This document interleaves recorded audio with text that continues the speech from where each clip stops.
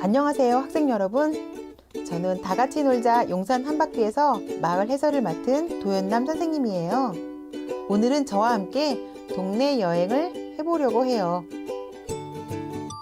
서울의 중심에는 모두가 아는 산이 있어요. 그 산의 이름을 알고 있나요?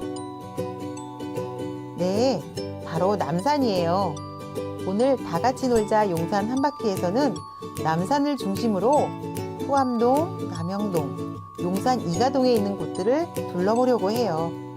남산에 얽힌 이야기도 살펴보고 재미있는 동네 이름도 알아보기로 해요. 여행을 함께할 친구가 왔네요. 선생님, 안녕하세요. 얘들아, 안녕. 동네에 대해 궁금한 게 많았는데 선생님과 함께 우리 같이 동네 여행 떠나요. 떠날 준비 됐나요? 자, 출발!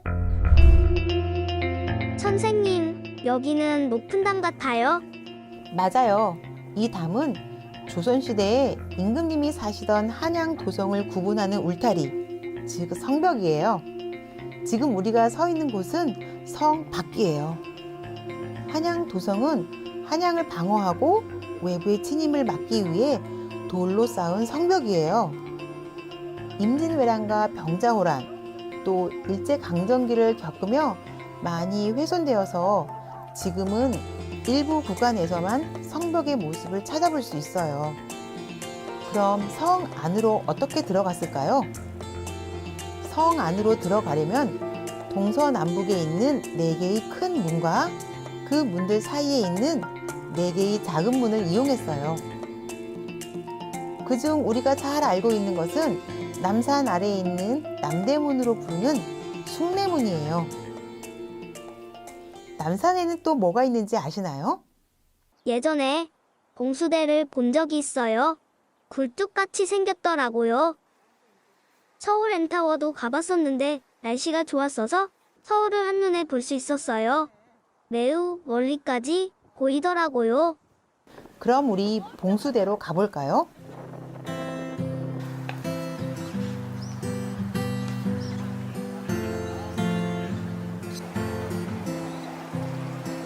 자, 여기는 남산 성곽 꼭대기에 있는 봉수대예요. 횃불을 뜻하는 봉과 연기를 뜻하는 수를 합쳐 봉수라고 해요. 횃불과 연기로 비상시 긴급한 정보를 왕이 있는 곳까지 알리는 통신 제도예요.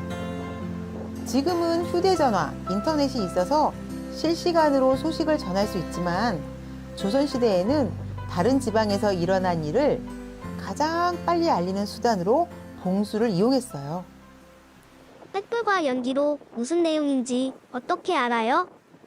네, 평상시에는 1개의 횃불을, 적이 나타나면 2개, 적이 국경에 접근하면 3개, 적이 침범하면 4개, 적과 접전을 하면 5개의 봉화를 올렸어요. 예전에 남산에는 또 다른 것들도 있었어요? 남산은 예로부터 신성한 산으로 여겨졌어요. 그래서 다양한 관청들이 있었어요. 하늘의 제사를 지내던 남단, 궁궐 제사에 쓰는 가축을 키우던 관청인 전생석, 출장을 다니던 관리들의 숙소였던 이태원이 있었어요. 우리 남산 아래 마을로 내려가 볼까요?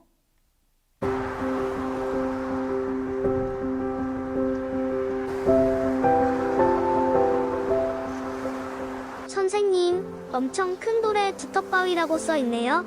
두턱바위가 뭐예요? 남산 밑에 두텁고 큰 바위가 있었는데 그걸 동네 사람들이 두텁바위라고 불렀어요. 사람들은 두텁바위에게 아이를 낳게 해주세요, 장원급제하게 해주세요 라며 자신의 소원을 빌었어요. 마치 달님에게 소원을 빌듯이요. 지금은 그 바위는 없지만 그 바위가 있던 마을을 후암동이라고 부르고 있어요. 우리 아래로 내려가 볼까요? 여기는 삼광초등학교 앞이네요. 여기 집들은 다른 집들과는 모습이 좀 다르기도 해요. 지붕이 뾰족해 보여요.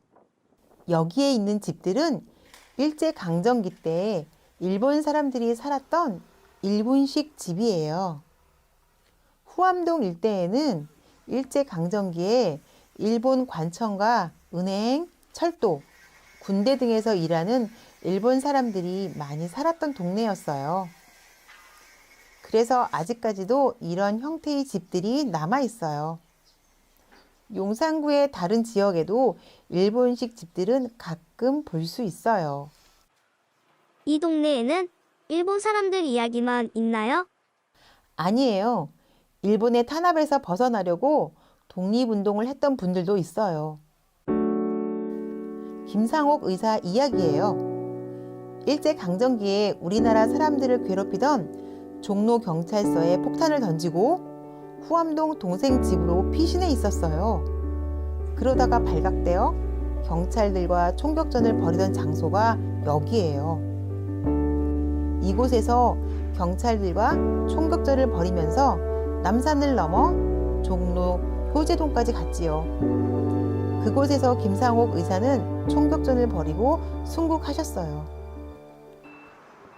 그리고 또 다른 독립운동을 하신 분이 계세요. 새로 부임해오던 일본 총독을 향해 서울역에서 폭탄을 던진 강우규 의사가 있어요. 지금 서울역 앞에 강우규 의사의 동상이 있어요. 우리 이제 해방촌으로 가볼까요?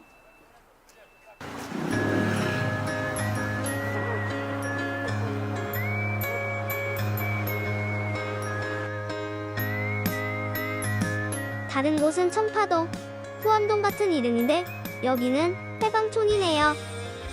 네, 우리나라가 해방이 되고 고향을 떠나 있던 사람들이 돌아오게 되었어요. 하지만 고향으로 돌아가지 못하는 사람들과 갈 곳이 없는 사람들이 이곳에 모여 해방촌이라는 마을이 생겨났어요. 행정동은 용산 이가동이랍니다. 지금은 예술가들, 외국인들도 많이 살고 있는 동네예요. 그리고 해방촌은 높은 곳에 있어서 올라가기 힘들어요. 여기에 독특한 엘리베이터가 있어요. 이걸 타고 올라가요? 경사 엘리베이터가 설치된 이 돌계단은 일제강점기 일본 신사로 올라가는 돌계단이었어요. 해방이 되고 조국을 떠나 있던 사람들이 모여들었다고 했지요. 또 다른 사람들도 있었어요. 한국 전쟁이 끝나고 북쪽에서 내려온 피난민들도 많이 모여 살았다고 해요.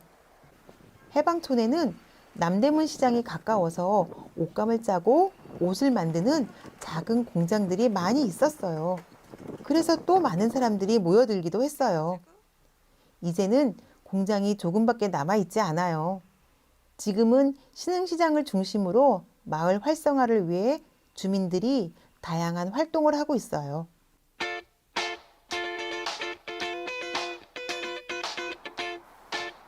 이곳은 예전 일본군이 창고로 쓰던 건물을 한국 전쟁이 끝나고 미군이 사용하고 있는 건물이에요. 용산에 있는 미군 기지가 평택으로 이전하고 용산공원이 만들어질 계획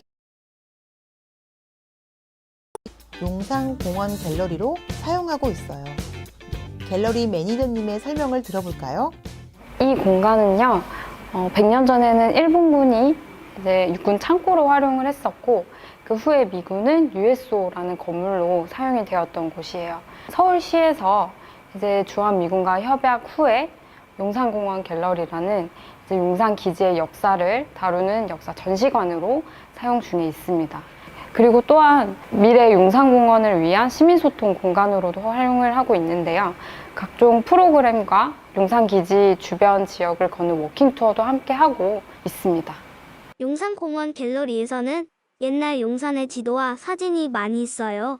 체험도 할 수 있다니 가족과 함께 오고 싶어요. 네, 가족과 함께 용산공원 갤러리도 둘러보고 체험도 하세요. 오늘은 남산 주변에 있는 동네를 돌아봤어요.